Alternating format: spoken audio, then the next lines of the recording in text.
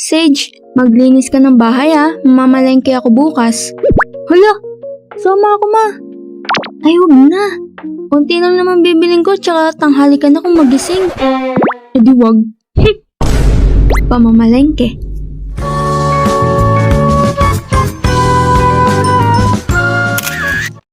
Noong bata pa ako, gustong kong sumasama kay mama tuwing mamamalengke siya. Minsan nga lang, hindi ako nakakasama dahil tanghali na akong magising.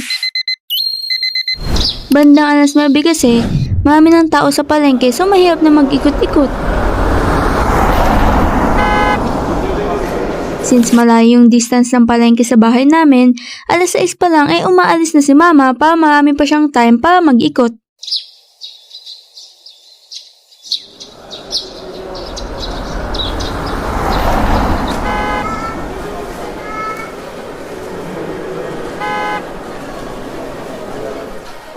Oh, huwag kang bibitaw marami ng tao. Baka mamaya kung sino na lang humablot sa'yo dyan. Ma, ano mo may chichirya doon. Wow! Bili po tayo. Ay, tumigil ka Sage. Ang aga-aga chichirya ka kaagad. Kaya kasama ng sama Gustong gusto mo laging nagpapabili. Ayun lang. Nabisto. Tanda ko pa. Tuwing makakatapos kami mamalengke ni mama, binibilhan niya ako ng kakanin para may makakain ako habang nasa biyahe.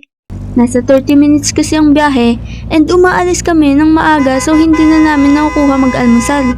Minsan naman, kapag maaga kaming matapos makapamili, pumapayag si mama na kumain kami ng lugaw. May masarap na gutuhan kasi malapit dun sa palengke kaya sobrang sulit talaga ng paggising ng maaga. Oh, as kami sa mga mahilig sa lugaw dyan. Madalas ko dyan i-partner yung baboy or toge. Sobrang sarap, promise. Yung tokwa hindi ko sure kasi hindi ako kumakain ng tokwa. Kung kayo, nasubukan nyo na yun, comment nga kayo kung anong lasa. Malay natin, masubukan ko na sa susunod. Grabe, ang bilis niya talaga ma-distract basta pagkain. Ngayon, kahit hindi pa ako namamalengke para sa sarili ko, meron naman akong mga bagay na natutunan kay mama nung mga panahon na sumasama pa ako sa kanya.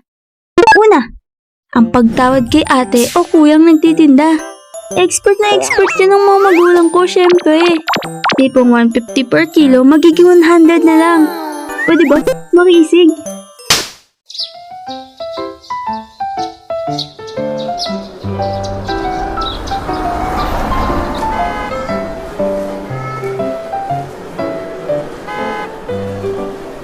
Kuya, magkano po sa galunggong? Ay ma'am, 250 po. Fresh po kasi yan at kanina lang dumating. 250? Wala na bang tawad yun? O sige ma'am, 230 na lang po para sa inyo. 230? Baka pwedeng 200 na lang. Total, suki naman ako rito diba ang suki siya yung sa katabi? Sarado lang naman yun kaya dito kami bumibili ngayon. Ay, ma'am! Kilala ko po kayo. O, diba? Sabi sa'yo, suki ako rito. Kayo po yung suki nung katabi namin, nakalaban din po namin. Sa kanya na lang po kayo mong bat ng ganyan. Ano ma? Nahuli ka na. Pangalawa, hindi lahat ng item sa palengke ay pare-pareho ng presyo. Kung baga, hindi porket 150 ang kilo ng hotdog kay Aling Kamatis, 150 na rin per kilo kay Aling Singkamas. Malay mo, mas mura or mas mahal kay Aling Singkamas. So huwag kayong mag-aalinlangan na magpaikot-ikot Para yan ni Mother, so syempre, tama yan. Sabi nga nila, Mother's knows best. Sage, bumili ka nga ng broccoli, lulutuan ko ang papa mo pag-uwi. Ma, yan yung pinakaayaw na gulay ni Papa, diba? Ay, ba?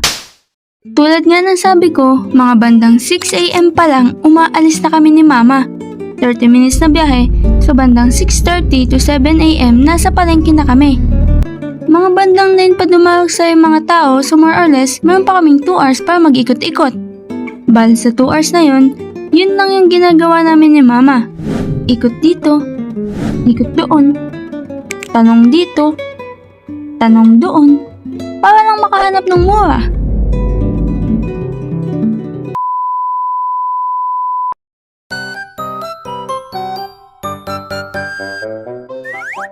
po sa tilapia? 230 per kilo. Ate, magkano po sa tilapia? 240 po, ma'am. Kuya, magkano sa tilapia? 220 per kilo. Kuya, tilapia magkano? 220, ma'am. Pero 200 na lang if bibili ka na ngayon. Baka pwedeng 180 na lang. Deal.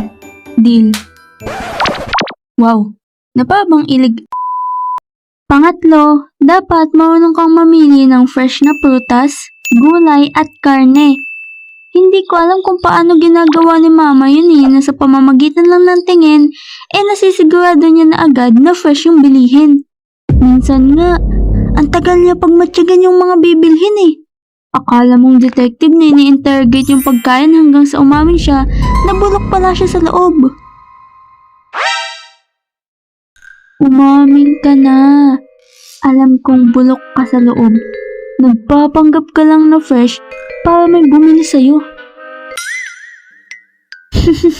Grabe ka naman. Ngayon, hindi na ako sumasama kay mama kasi may sarili na rin akong ginagawa. Pero sa totoo lang, gusto ko pa rin minsan. Hindi na dahil sa kakanin o goto Dahil kasi yun yung isa sa mga simpleng bonding na namin. O kayo ba? Ano experiences nyo pag namamalengke? Kung meron, kwento nyo naman Baka mamaya magkakaparehas lang tayo. At kung katulad kayo ni mama na maraming hacks pagdating sa pamamalengke, i-share nyo naman Baka mamaya magamit ko pag nag-start na ako sa pamamalengke para sa sarili ko. So paano? Yun lang muna. Shoutout nga pala sa mga sumusunod. Lalong-lalo na kay Kuya Carl sa napakagandang fan art. Sobrang solid. Maraming salamat sa panonood. Special shoutout din sa'yo, ma. Bye-bye.